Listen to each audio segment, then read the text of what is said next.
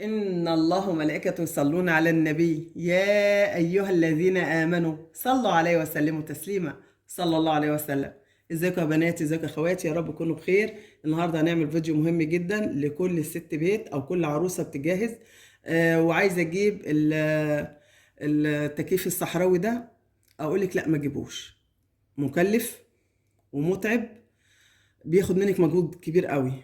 طب ايه المجهود ومكلف ازاي؟ وغير انه بياخد منك مساحه، يعني زي ما انتم شايفين كده واخد مساحه مش اقل انك تفضيله اكتر من نص متر، سواء عرض او ارتفاع. لازم تفضيله المساحه دي علشان يكون موجود فيها، ولازم يكون الجوانب عنده فاضيه علشان في هنا تهويه، هنا في تهويه، لازم يكون المكان ده فاضي. والجزء التاني برضو اليمة التانية في تهوية، فلازم يكون المساحة فاضية خالص للتكييف ده. طيب التكييف دوت تكلفته كام؟ لا، تكلفته انتوا عارفينها من التلفزيون، لان كل شركة بسعرها وكل شركة بطريقة المنتج بتاعها بسعرها. لكن انا اقدر اكلمك عن المنتج نفسه. المنتج نفسه كويس ولا لا؟ هو كويس في حالة واحدة بس، ان احنا بنجيب هنا عندنا درج. الدرج ده بنملاه، بنحط خرطوم من هنا ونملاه ميه. الميه دي بتتملي لحد هنا، يعني بنملى ميه لحد هنا معايا. بعد ما بتملي ميه بترمي من هنا مكعبات تلج. يعني بصي مجهود، لازم تحطي ميه ساقعه وتحطي مكعبات تلج. وهنا كمان في كمان اهي، في هنا كمان درج. الدرج ده برضو بنحط له هنا تلج. عندك ربع لوح تلج بتكسريه وتحطيه هنا. فكل ده بياخد منك مجهود كل يوم، كل يوم لازم تعملي ده. والتلج لما بيدوب ويسخن مع الحر لازم تشيلي الميه دي كلها وترميها، وتجيبي ميه ساقعه غيرها من التلاجة او من الحنفيه وتحطي معاها تلج. مش اقل من ربع بتاع دوت لوح تلج تكسريه وتحطيه، يا اما طبعا تعمليه في الفريزر. فانا كنت شغاله على التكييف دوت، مش هو اللي بيشتغل وهو اللي بيديني الباور اللي انا عايزاه والطراوه اللي انا عايزاها. لا، ده كان هدة حيل ان انا احط له ميه واحط له تلج واشيل الميه واغير واحط ميه تانية. فده صعب صعب بجد. يعني انا اقول لاي حد عايز يشتري، تشتري مروحه عاديه يا تشتري تكييف صغير على قد فلوسك. حتى لو هتجيبي تكييف بالقسط بس اسمه تكييف، هتشغلي الزرار وهو يشتغل مع نفسه. طب ما التكييف بيسحب فلوس، طب ما ده كان بيسحب ودوت ما بيسحبش. ما بيسحبش. ما ده بيسحب فلوس كهرباء منك لان دوت كتير. وبعدين مؤذي شويه في موضوع المكان. لو انت ما عندكيش المكان ده او حطاه في تيار هواء مش هيديك الطراوه اللي انت عايزاها.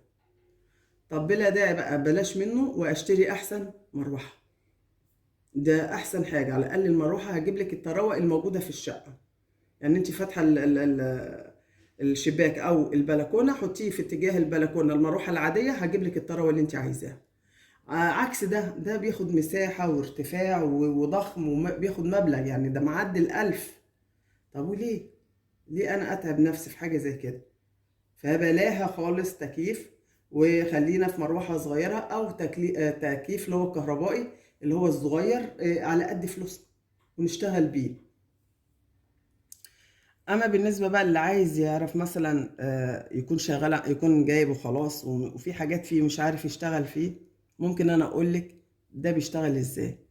يعني احنا معانا هنا بتقفلي، هنا بيبقى صيفي، هنا بتبقى مروحه عاديه، هنا ممكن يقلب معاكي هوا سخن، هنا يديكي هوا سخن، هنا مروحه، هنا ساقع لما تحطي تلج معايا كده يتقفل.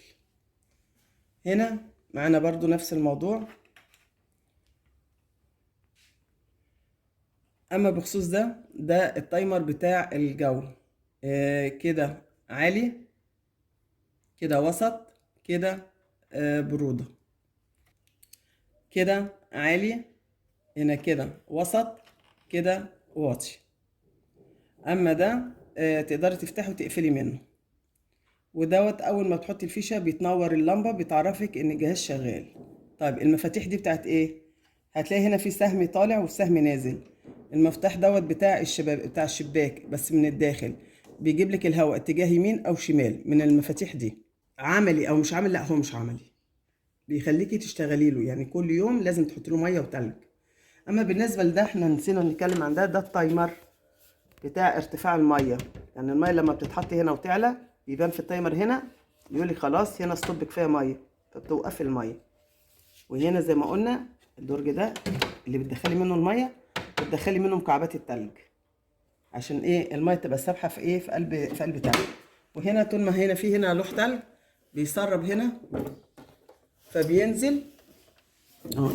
هنا لما نحط لوح التلج بينزل من الخرم ده الميه المتلجه بتنزل تحت، فبتديكي مع المروحه شويه طراوه.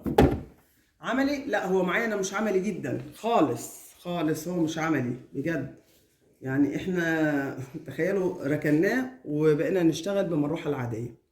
ما هو دي مروحه بس ضخم او صوتها عالي، لكن المروحه العاديه صوتها طبيعي زي ما انتوا عارفينها. ده كان الفيديو بتاعي، يا رب اكون وصلت لكم رساله علشان محدش يتعب في شراءه ويفرح بيه ويقول ايه هجيب تكييف صحراوي ويجري عليه ويشتريه. بجد بجد متعب في تركيب الميه والتلج، وهيصه هيصه بجد وش. ده كان الفيديو بتاعي، يا رب اكون قدرت اقدم لكم شيء طيب. ان عجبكم تنسوناش باللايك وسبسكرايب والتعليقات الجميله لبيت المنى. اشوف الشكر بخير. السلام عليكم ورحمه الله وبركاته.